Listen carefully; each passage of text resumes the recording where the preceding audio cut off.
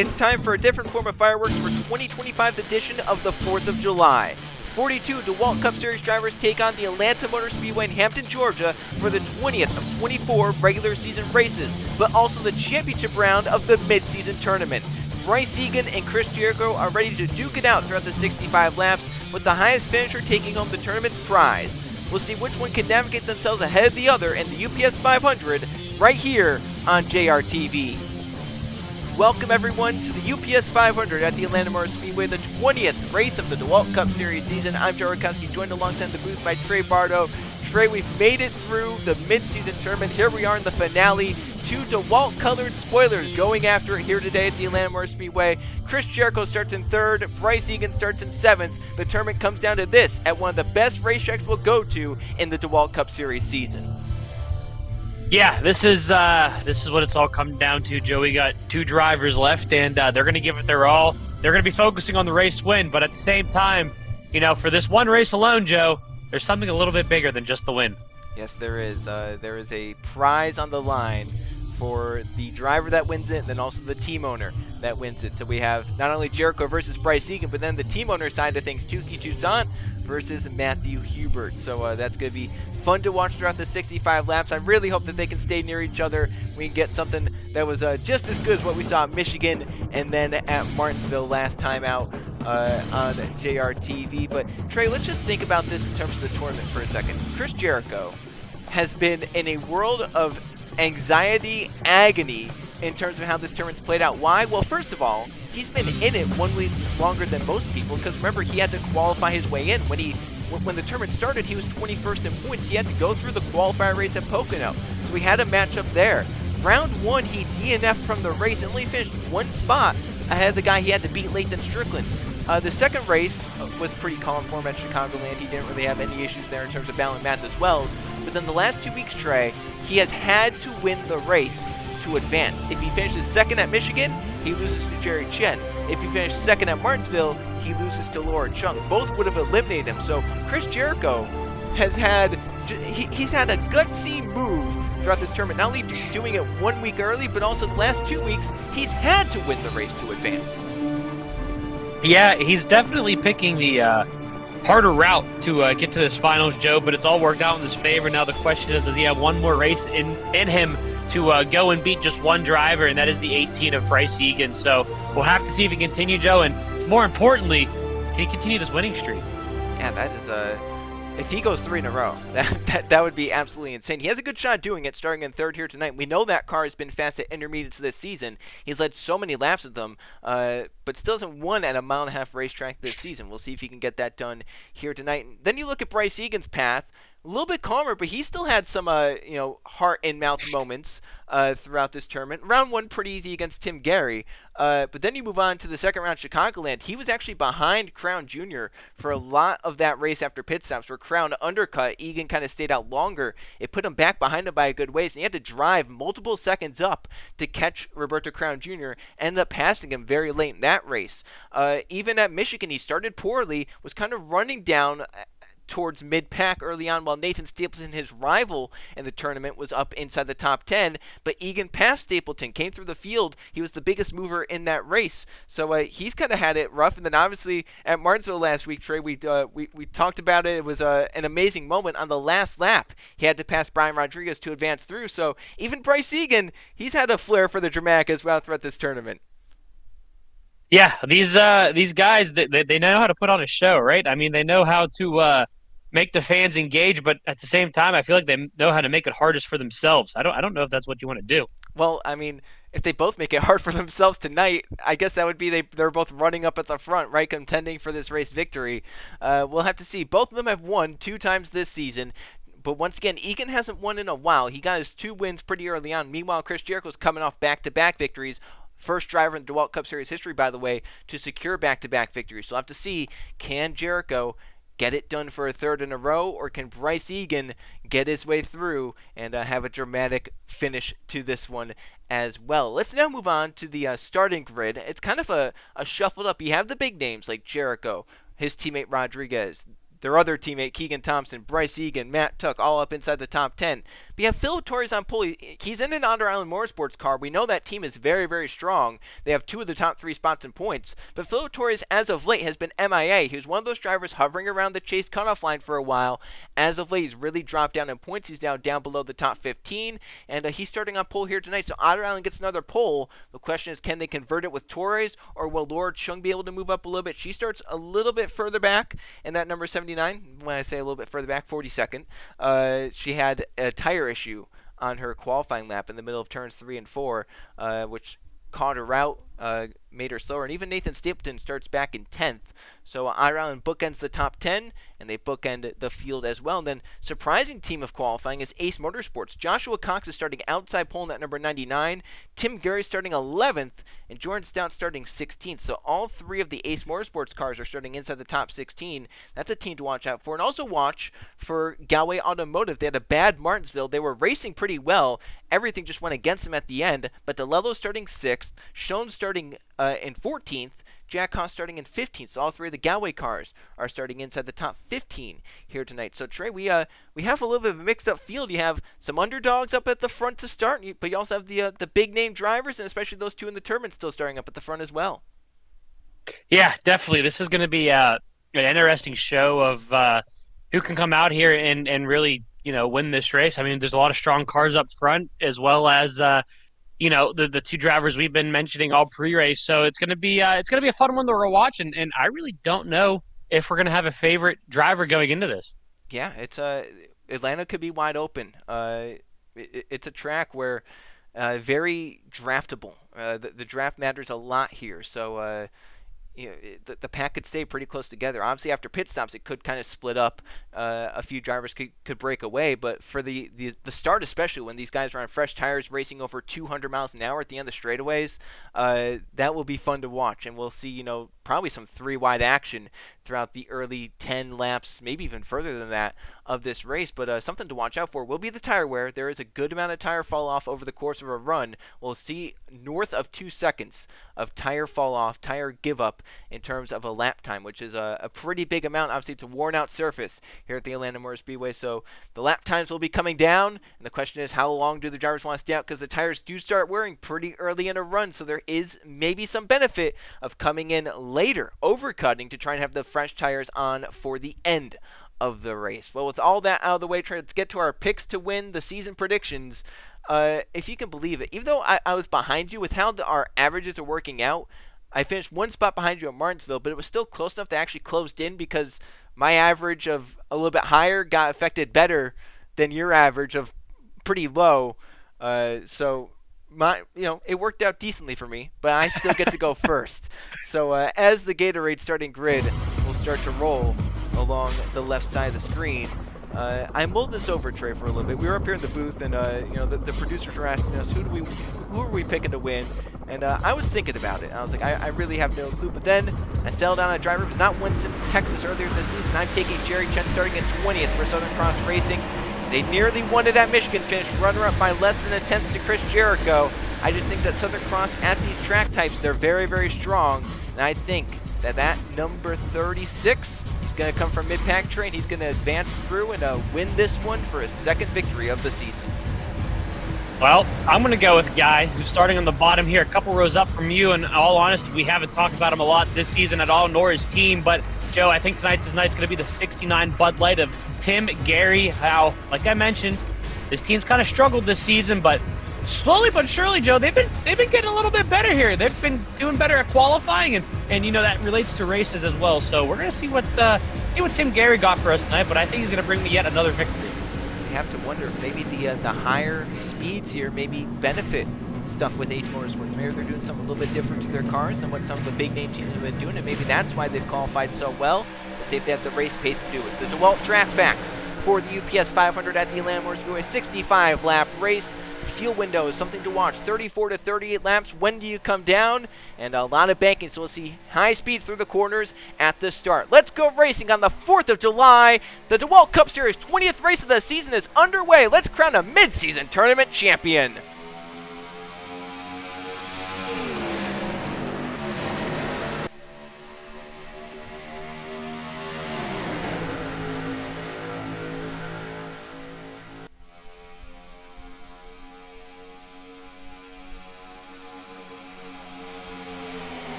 Well, Trey, Jericho's picking up where he left off. He'll lead the first lap of the UPS 500. That's a bonus point for him. Every point he gets crucial. He's still outside the top 10 in points. He is holding down a wild card spot at the moment, but he wants to get up there and get those bonus points for being inside the top 10 in points. So Jericho leads. Teammate Keegan Thompson, the one in second, and then Bryce Eagan, Jericho's rival in the midseason tournament, is up to third. Torres from pole has slipped back to fourth, trying to get down in front of Gabe Willard, who's now in fifth, and Tim Gary riding the low line to get by teammate Joshua Cox for sixth place. Jackoff's behind him. Matt Tuck in line from his outside starting spot with Jude Martinelli moving up nicely, just 3 points outside the top 10. So he wants a big points night here tonight. So here comes Eagan going for second on Keegan Thompson. Well, Joe, we said it. The question's going to be, did these two go for the race win more, or do they have that tournament on their mind? Which one do they push for and kind of strategize for just a little bit more, as they are now 1 and 2, and I'm more curious about how much room they're going to give each other when they start racing. Well, maybe at the beginning, it could be some room. It's a wide track, so you should be able to give each other a lot of room. But if they're running like this down to the end of the race, you can't expect too much room. As Torres has gone back up to third, Gabe Willard to fourth, Tim Gary to fifth, Thompson back to sixth but in line. Gary looked high, then looks low on Gabe Willard, trying to get a run using the draft down the straights. Behind them, they're still 3 wide. I think that's that 99 Joshua Cox started second, but he is free falling through the field with Levi Schoen's trapped behind him, nowhere to go. Spurley Tube stuck in the middle. There are a lot of drivers that are within that cut line reach in terms of the top 10 in points, which is not good. They're, I believe, from 6th to 11th in points, separated by just 17 or so points. So it's very, very close at the cut line for a lot of drivers. One of them is Riley Spurley Tube, who's making some big moves now. He got trapped on the outside, but he's going 3 wide, passing guys on the inside, trying to get some spots made up. Brian Rodriguez struggling on the outside. Nathan Stapleton goes to the middle. DeLello down low. Johnny Cox in front of that. The 8 qualified well and is racing well, as Eagan is all over the bumper. Jericho into turns 1 and 2 for the lead and for maybe to win this midseason tournament. Those 2 DeWalt colored spoilers going at it up the backstretch. Jericho's led every lap so far, but Bryce Eagan trying to keep him from leading any further. Yeah, right now he's just trying to set up his pass, just kind of focus on getting past him cleanly. And the guy behind these two right now, Philip Torres, is like, hey, you know what? You guys can race each other a little harder, get into each other. Let me slide on by here, and then you guys can battle for that whatever else that other thing is going on this season for yourselves, and I'll walk away with the win. But right now, Joe, these two are not playing the nicest of games right now. They're battling as hard as they can. I mean, I'm pretty sure they're gaining on the 77 as they're battling each other for the lead. Well, that's some of that draft that they're using as well. There's some draft involved with those two. They're pulling away. Philip Torres maybe not as strong of a car, maybe not handling as well as those two are at the front. Matt Tuck, though, he looks like he has a pretty good car, up to 4th place. Jude Martinelli started outside the top 15, back around 19th place. He's marched up inside the top 5. And Justin Zidell, a very disappointing Martinsville race, got taken out in a crash right around pit cycles. He was running inside the top 10 at the time. Now he has the race sponsor on the hood, this number 38 car, and he's looking to perform well for the UPS folks here at the Atlanta Motor Speedway. Up to 6th place, and he started outside the top 20. So Zidell doing well to move through the field. That number 38 for EKH Enterprises, a team that's been strong this season.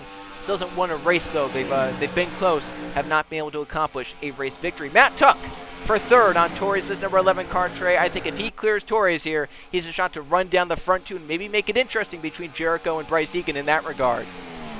Yeah, definitely could be, Joe. I mean, after, what was it, the first 15, 20 races of the season, this guy's turned it around, really, and all of a sudden he just can't seem to get a bad finish out of him, right? As long as he doesn't get wrecked or something goes wrong, he seems to be inside the top 10. So Matt Tuck has definitely found something here, as well as this 94 of Jude Martinelli. I mean, he's really turned it up here, too. As you can see, he's trying to get up to that 4th place. And, Joe, I think that's another car. If he can get past the 77, he might have something to say for these leaders. Yeah, Jude Martinelli and Fos Autosport are a team that, as you mentioned, as of late, they've really turned a corner, and they're becoming one of the top tier kind of the mid.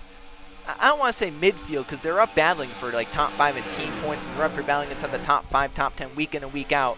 But they're not quite the level of, say, Toussaint, Vision, Otter Island in terms of consistently performing this well, but Fos Autosport, Jude Martinelli are definitely showing that they are chase contenders. And an interesting stat to point out is that the only drivers this season with double-digit top 10 finishes so far through the first 19 races are the top 5 in points, and then this man, Jude Martinelli. So if that says something, he's been running pretty strong.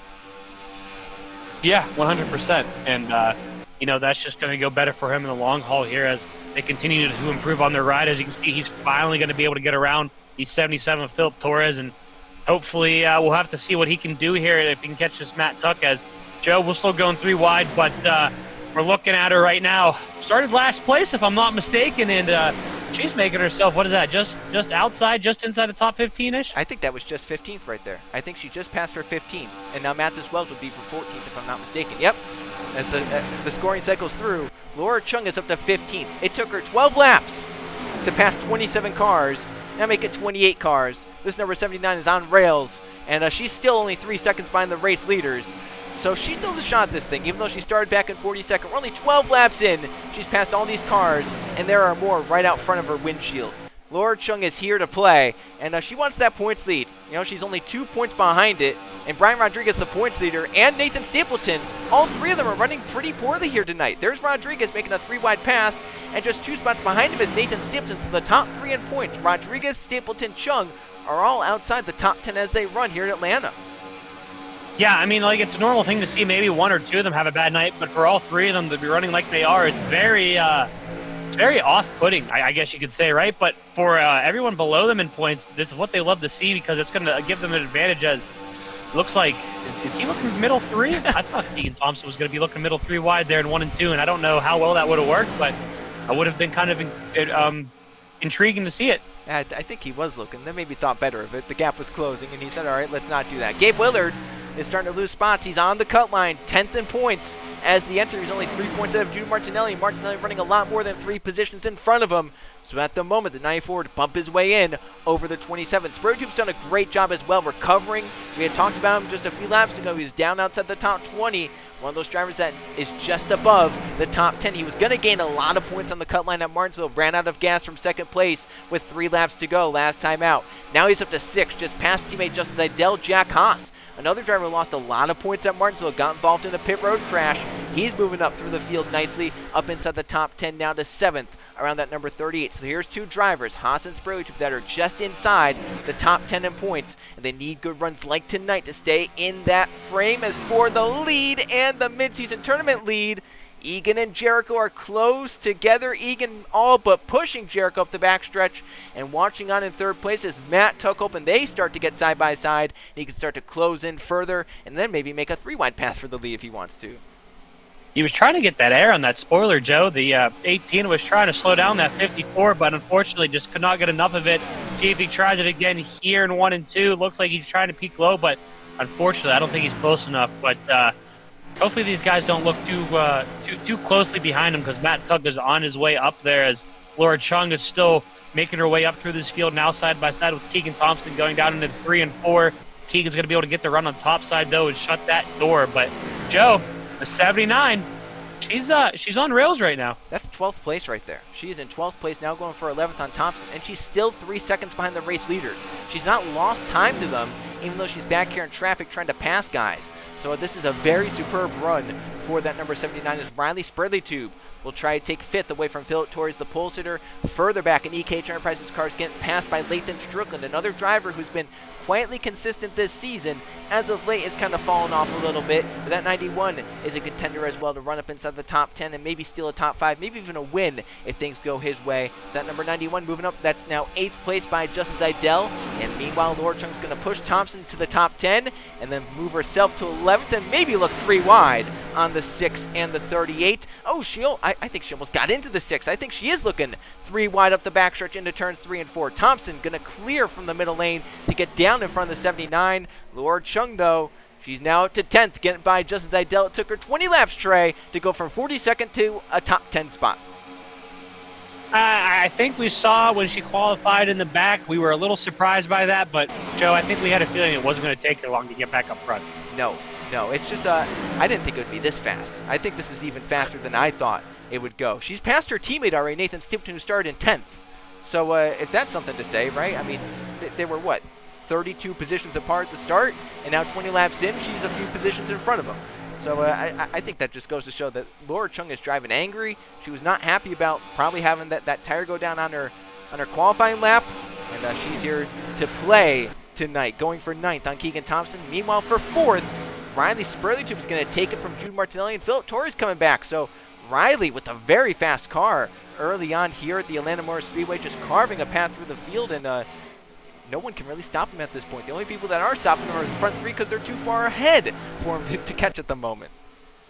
Yeah, they have essentially clocked out from everyone else there. They've created their own little pack, and they're going to worry about them three as everyone else can battle for fourth place at this point, as Laura Chung has moved her way up into, what is that now, sixth, seventh, I believe? Seventh, yep. Can you believe that?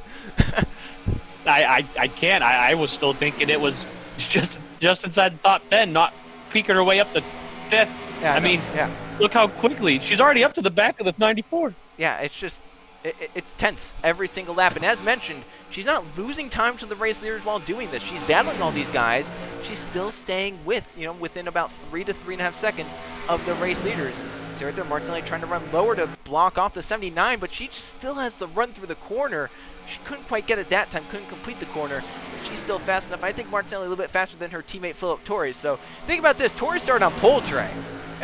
That's Laura Chung's teammate, and they're about to come together here on lap number 25, make it lap number 26.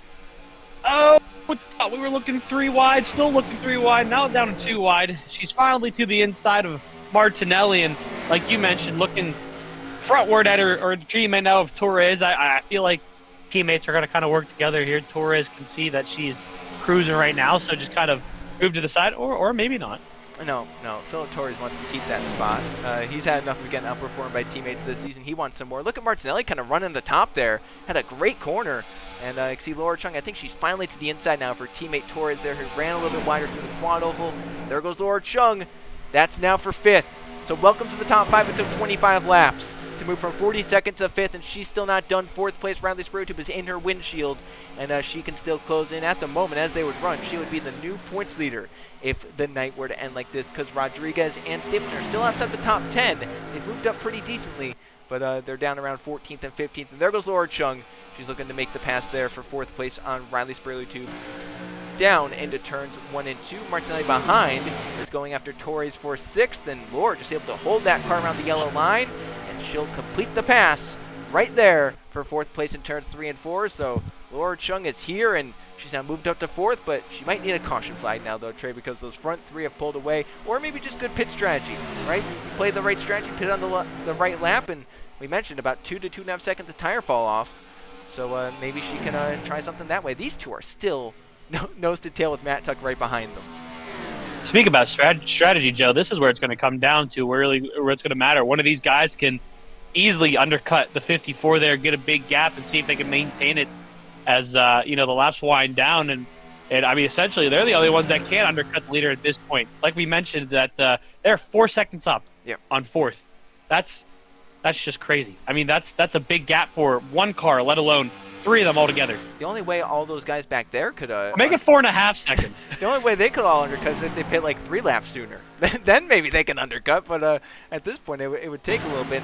They're actually still bound for 4th. I thought Laura Chung would set sail, but Riley Spraytube came right back after, and this is still a huge pack of cars, Trey. This is 4th place Laura Chung, 4th place Riley Spraytube, all the way back to, say, what, Jordan Stout in 16th.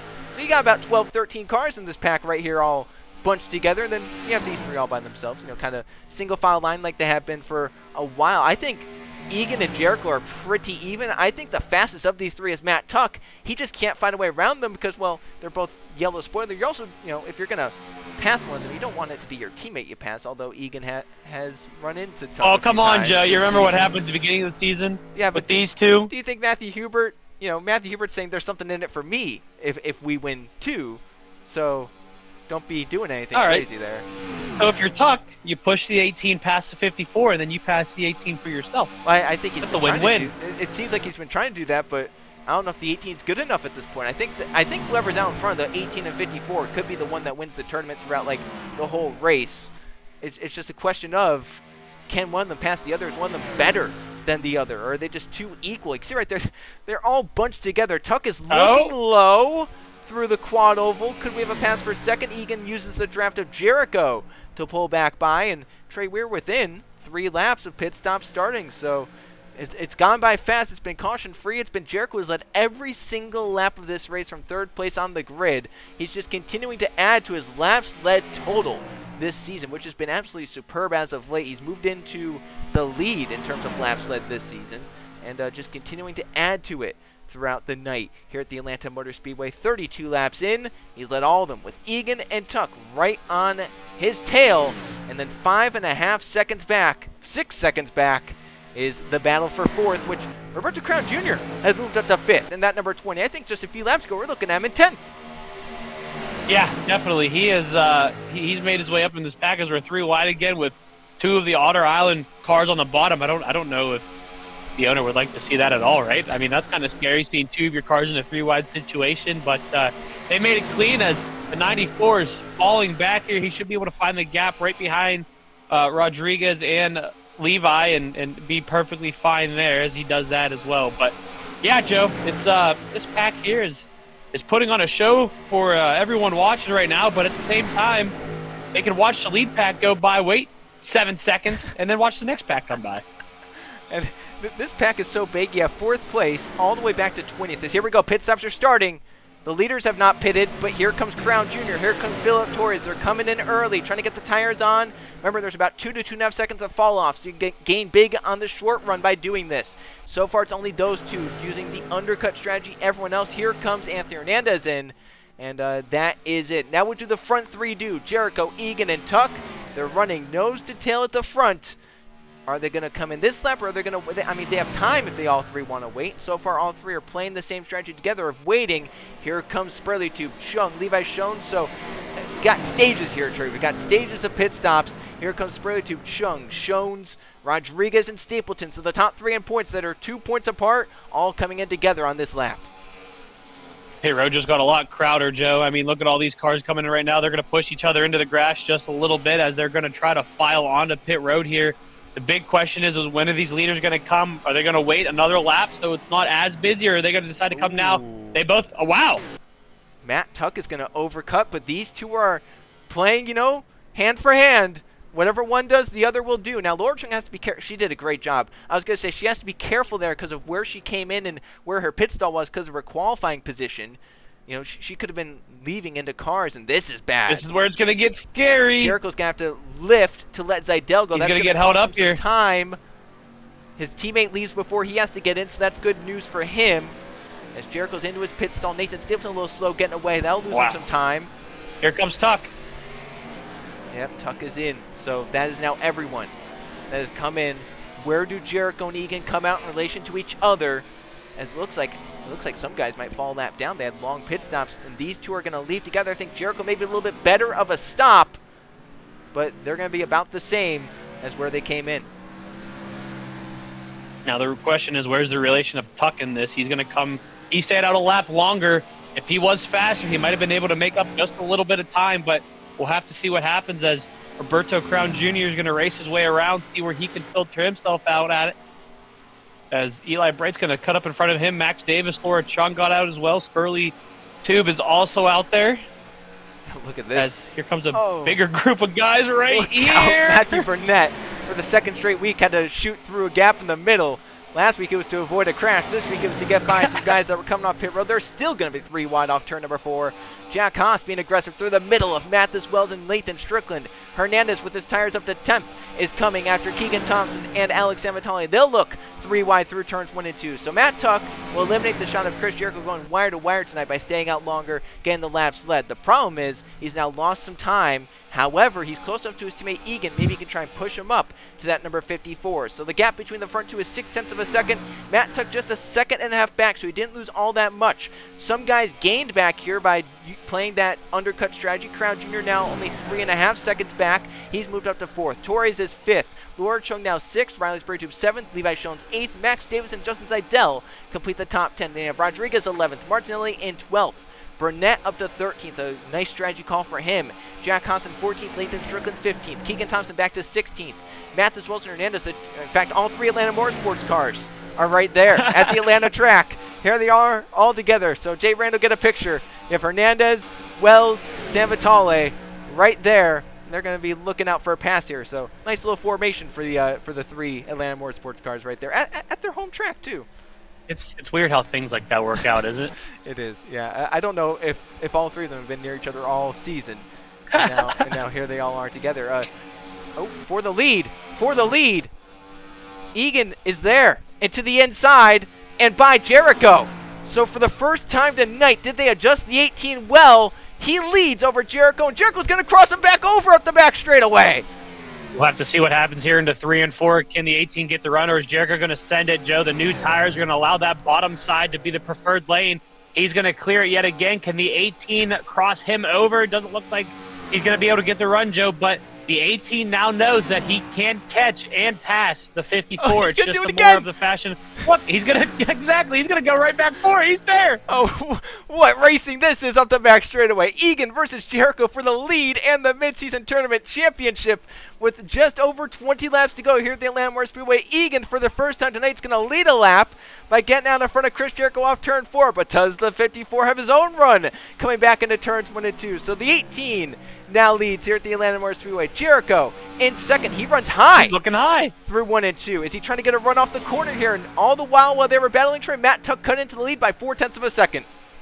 See if the 54 has anything going into 3 and 4 for this 18. Does not look like this time around he does, Joe. Oh, we said at the same time it looked like he was looking high to try to get a run, but unfortunately it didn't shape up. I don't know if it's too soon in the run to look for something like that. The tires are too even or just can't really generate it. Well, he's going to get one here. Yeah, he ran through the bottom of 3 and 4, stayed in the gas, got right to the bumper. I thought he was going to make it the move in the middle of 3 and 4. Unfortunately, he couldn't, but he gets the run on the end of the straightaway. Not a good 1 and 2 for him, though. Eagan pulls, I think, back clear into turns 3 and 4. He did. So great job by Eagan using the middle through 1 and 2, but Jericho has shown that that car is just as strong as the 18, so these two have to be careful here. I think either one of them could win this race. Matt Tuck might be the one to win the race, but either one of these two could finish ahead of the other one with how strong they've been running. 21 laps to go. Eagan slips up through 1 and 2. Jericho runs the yellow line, but it's not enough. Eagan does a great job using the middle. I want to give an update, Trey, on some of the big names that had bad stops. Stapleton's down in 21st now.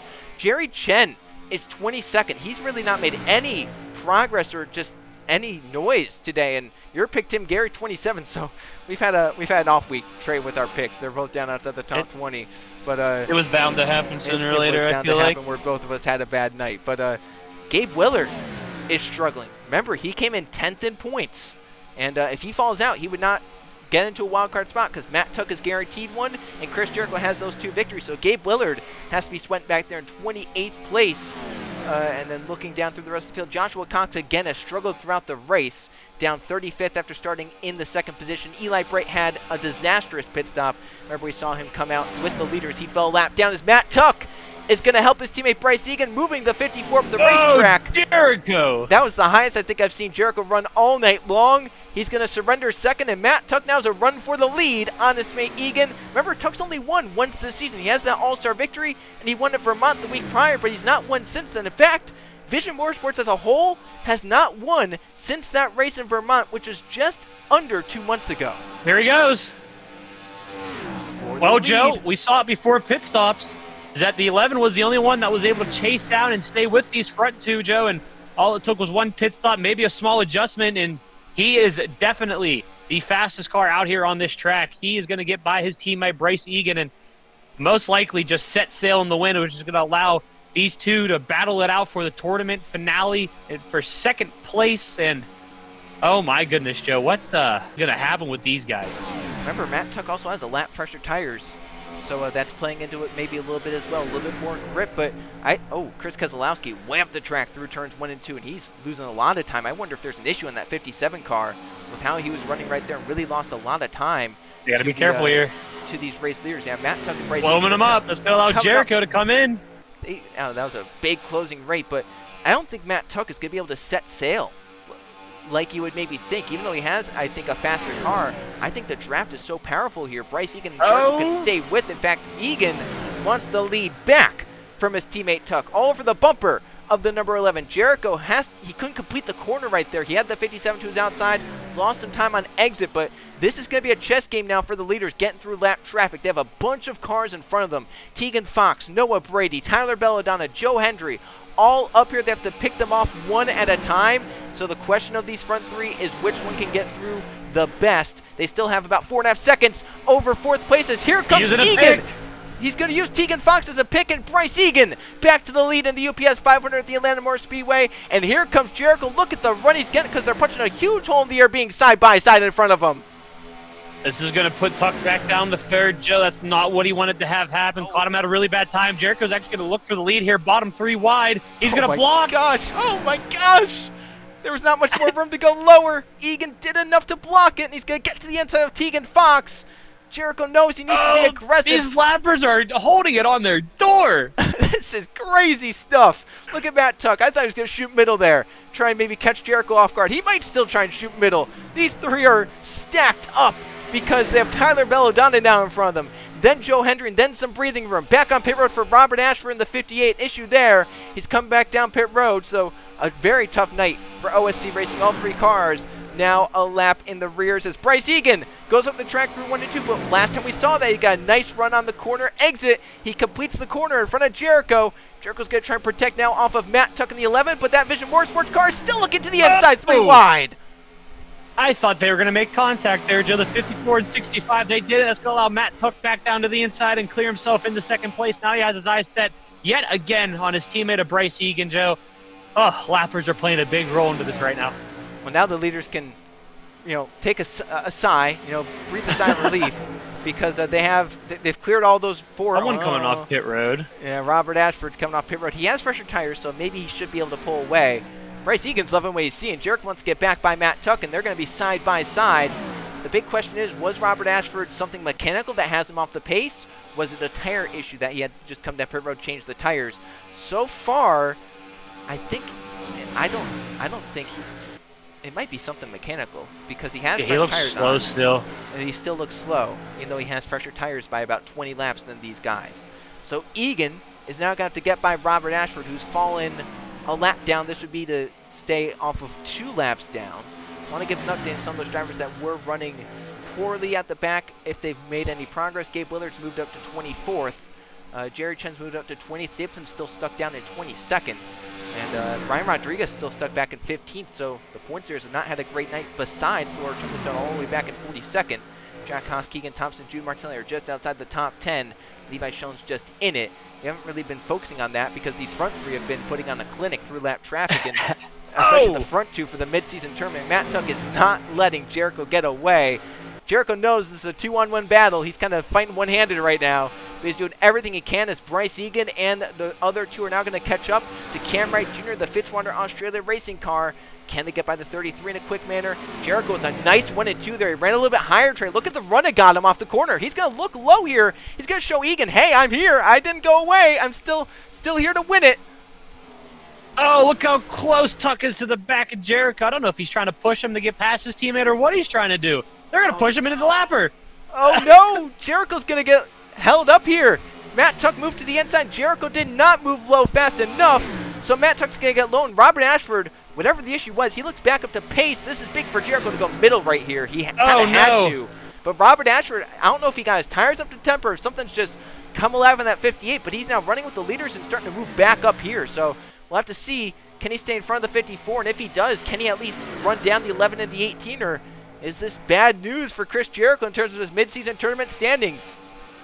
I don't know. It's hard to tell right now. It looks like at the moment it might be hurting him, but if this lapper can get going here and almost kind of have Jericho follow him through, right? I mean, it could be to his benefit right now. I don't see a visual either, hurtful or helpful situation right now. Would give it a couple of laps, but Joe, Matt Tuck, he wants that lead again. Yes, he does. He, once again, only has 1 win this season. Eagan has 2, so he wants to go up there and join his teammate as one of 3 2-time winners this season, 1 of 4 2-time winners this season. You have 2 of the Toussaint cars and Bryce Eagan. Tuck trying to become the 4th. He's looking low, and Robert Ashford has caught up, Trey. This is big because if Matt Tuck moves to the inside, Robert Ashford can fill the hole and allow Jericho to come through. Egan's going to block his teammate down to the inside. These 3 are coming back around to 5 laps to go in the UPS 500 at the Atlanta Motor Speedway. Want to also give an update. 3 EKH Enterprises cars are inside the top 10. Spiro2's 5th, Crown Jr. 7th. Oh, here he goes. And Zidell's 9th. Robert Ashford going to get by Matt Tuck here. Now, Jericho doesn't really care about that. He cares about that 58 getting by the 11 now and getting up to that 18 because I mean, Jericho probably doesn't actually want this because the 18's been able to now pull a gap a little bit. Yeah, I mean, if this 58 was going to go for a pass like he is and race these leaders, he needed to do it in a spot where he could have cleared the 11, Joe, but this is just going to hurt them more and more. Yeah, the 11 cleared him back. Maybe not, so but Tuck should be able to clear himself here. He does that, which is going to put the 54 back in a compromising position, Joey. Andy's up high, so it's going to hurt himself here as he's going to fall even farther behind Joe, and 11 can set his sights back on his teammate of Bryce Eagan, and Eagan essentially is driving just out of his rear view right now, just trying to keep this thing going straight and in front of his teammate, essentially, using the buffer. And only 3 laps to go. Time is running out for Jericho. And that lap car right there, Robert Ashford doing that, he has to be furious over the radio now. Because if you're going to pass the 11, you need to do it. Now, there are lappers ahead with 3 to go. There is enough time, and Tuck runs a little bit higher here. He's going to have a run on corner exit. He's going to look to the inside for the lead. Is he there? No. Is he to the inside? Not quite.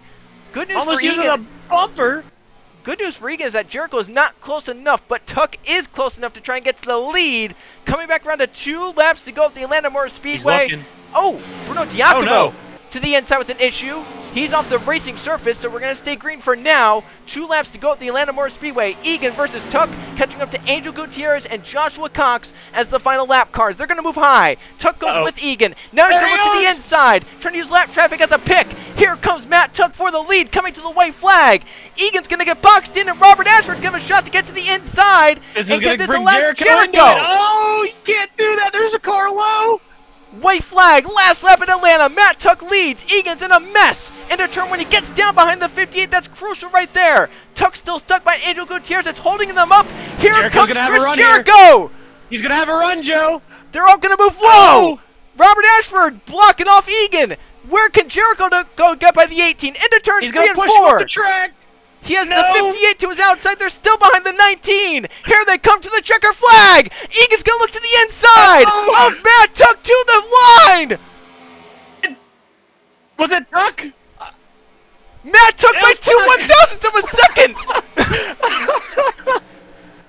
Oh, my goodness. Tuck beat his teammate, but Eagan, I don't even know what all just happened there. Eagan wins the midseason tournament, and Matt Tuck wins the race by 2/1000ths of a second. Oh my goodness! I didn't know if Jericho was going to make the move 4 wide bottom, or if he was going to push the 18 up into the lapper, or if Tuck was going to block his own teammate and secure a win. Or Joe, there was so much. I feel like we need to go back and rewatch what all had just happened. You know, yeah, it's not often you have 3 drivers pull away by like 10 seconds and still put on a show like that. But I mean, before pit stops, you can admit these 3 were not the show. It was 4th to 20th. After pit stops, these top 3 were the show. They proved that. I don't think we went off of the top 3 after pit stops, Joe. No, pretty much. Once the 18 caught the 54 and they started, trading the lead back and forth, we did not really dare move away from that because we didn't know what was going to happen. There was lap traffic all around them. They were moving in and out, so a lot going on at the Atlanta Motor Speedway. We'll definitely show that finish again for you guys in slow motion just to so everyone can see what it was like, how close it was, and the margin at the checker flag. But Trey, you can't really ask for more of a midseason tournament these last 3 weeks. You had Jericho versus Chen for the win at Michigan. You had they were the top 4 at Martinsville, and now here tonight at Atlanta, they were 2nd and 3rd, nose to tail at the checker flag for the whole tournament victory. That was a race, Joe. Those 3 just put on a clinic on not only the field, but each other, racing each other clean. I don't think they made contact once. No. Yeah, it was the only, you can't even say contact, but taking air off each other's spoilers and kind of using that to move people up the racetrack. But that's just, the beauty of stock car racing is having that spoiler and being able to take the air off of it. But what a race it was between those 3 at the end. And, I mean, you know what? For a 4th of July race, Trey, I think I think this was fitting to be the one to run on a 4th of July holiday weekend or 4th holiday day. Yeah, I guess it would be, huh? Joe, these guys definitely put on a fireworks show because that was incredible. I mean, I thought we had a different winner every single lap for the last 15 laps, and I mean, holy cow! Who would have thought lappers would have played such a vital role into this, and we didn't have a single wreck? Exactly. Yep. Caution-free race. But, I mean, the speed difference, especially at a track like this, we're so late into the season with the ratings. The top teams are really starting to stride, and this is a track type that is made for those top teams where they're like, we are focusing on this track type, and it shows with how, Vision Motorsports, Tucson, Otter Island ran well here tonight. In fact, all three Vision cars finished inside the top 5 trade. We didn't talk about Max Davis at all tonight. His last run was phenomenal. Carved through the field to get to 5th. This might be the first time all 3 cars from a team finished inside the top 5 in one race. I don't want anyone to quote me on that, but it's possible that Matthew Hubert Vision Motorsports have just made history in terms of that in the DeWalt Cup Series. So crazy race. Let's now go check out the finishing results, how the points are affected from just a chaotic race here at the Atlanta Motor Speedway. So here are the finishing results from the UPS 500 at the Atlanta Motor Speedway. Matt Tuck over teammate Bryce Eagan by 2/1000ths of a second. Matt Tuck wins this one, his second victory of the DeWalt Cup Series 2025 season. Moves him oh so close to the top 10 in points. That would be big for drivers like Eli Bright, Levi Shones, even now Gabe Willard, who's dropped out of the top 10. So a lot riding on guys like Matt Tuck, Chris Jericho having good runs throughout the rest of the regular season. Jericho, as mentioned, he'll get 3rd place here tonight. It's not going to be the midseason tournament championship. So, I mean, it's just crazy how these last few weeks you've had to be nearly perfect to win the midseason tournament and advance through if you were Chris Jericho. And once again, had to be perfect. He was perfect throughout the first half of the race. But after pit stops, the Vision Motorsports guys came alive. And Jericho wasn't bad by any means. He stayed right with them. But just stuff got in the way, and Jericho settles about a 10th back of Bryce Eagan. Laura Chung came all the way from 42nd. She didn't have the draft at the end. She pulled away from the guys that she was around. She pulled away from them by about 2.5 seconds. She ends up 4th all by herself. Very gutsy drive will get her the points lead after tonight's race. Rounding up the top 5 was Max Davis. Didn't talk about him much here tonight. He puts all 3 Vision cars inside the top 5 here at the Atlanta Motor Speedway. It was a good night also for EKH Enterprises. Riley Spiritu with a good points night in 6th. Crown Jr. gets 7th, and Zidell for the race sponsor gets 10th. So all 3 EKH cars finished up at the front. Philip Torres was in between them in 8th, and Jude Martinelli 9th will move himself up inside the top 10 in points by a very slim points margin. Levi Shones has closed into Eli Bright. He's only 1 point behind him with his 11th place finish. That's big for Levi in case guys like Jericho and Tuck move up. There could be a wildcard battle between Shones and Eli Bright. Keegan Thompson, Brian Rodriguez, while their teammate was up battling for the lead and dominating early on, they kind of struggled here tonight. They end up 13th and 14th.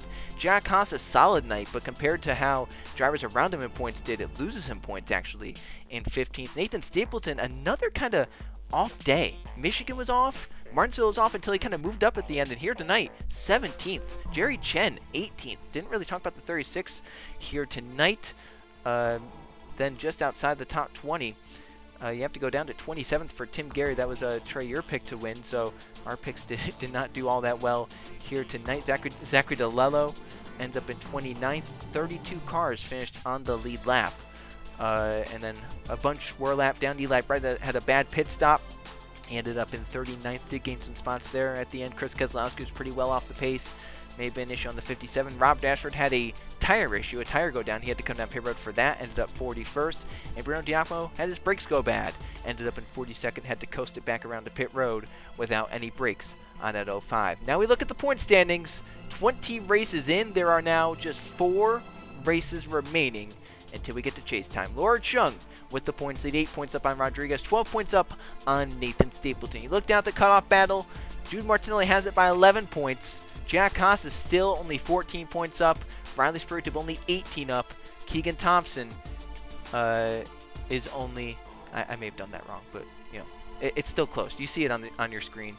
It is close between still those guys from about 6th or 7th down to 11th. Gabe Willard, and welcome into that battle for Matt Tuck and Chris Jericho. Tuck is now only 18 points behind the top 10. Jericho only 32 points behind the top 10. After the start to the season those two had, not expect that at all. 14th on back, need a lot to go their way to catch up. They might need to win and hope that Tuck and Jericho can move up. They can try and get a wild card. So drivers like Crown Jr., Strickland, Torres, Bright, Shones, DeLello, Miller, they need to be perfect throughout the rest of the regular season. Maybe get a win or two to try and get themselves into wild card position. Now the team points. 20 races in, Otter Island still leads, but it's now only by 42 points over Vision and only 49 points over Tucson Racing. The rest of the the team points are going to scroll through. So, Trey, final thoughts. The midseason tournament is over. Bryce Eagan is the victor of the tournament. He gets the prize along with Matthew Hubert, the team owner. Yeah, that was this Joe. If we continue to have races like this where I'm speechless at the end, I'm yelling at the end or something, I'm going to start losing my voice. It's wow, these are just getting better and better as it goes on. But yeah, I mean, I feel the points continue to shake up, the team standings continue to shake up, these drivers continue to shake up, and these finishes just continue to get more and more exciting, Joe. And I can't wait to see what next race brings. Yeah, it's going to be fun. A completely different type of racing we'll be seeing throughout the rest of the regular season. And now that the midseason tournament is over, we're now focused on the race of the chase, and we'll be highlighting those guys that are battling for wild cards, battling for the top 10, battling for the regular season championship. There's still a lot to talk about in terms of the DeWalt Cup Series because every single aspect of the chase is still wide open for these drivers that are in the battle. And next time out on JRTV, it'll be Monday, not next Monday, because once again this is on Friday, 4th of July, so 2 Mondays from now, but still only a little over a week away. We'll be going racing for our third road course race of the season at Watkins Glen. That's the Spotify at the Glen. Should be a fun one, road course racing, and could be an upset day. Maybe a team or a driver that haven't talked about much here this season could pop themselves up and make themselves known at the front and try and get an upset victory. We'll have to see. And then 2 weeks' time, back to Pennsylvania for the Nazareth Speedway, the track just under a mile in length. That will be a fun one there as well. That'll be 2 Mondays from now, or I guess 3 Mondays from now, right here on JRTV. Tonight, though, it's all about Vision Motorsports. Matt Tuck wins the race and a photo finish over teammate Bryce Eagan, who wins the midseason tournament over Chris Jericho. Congratulations to both of them on their accomplishments here tonight at the Atlanta Motor Speedway in the UPS 500. For Trey Bardo, I'm Joe Rakowski. So long, but tune in next time for Watkins Glen.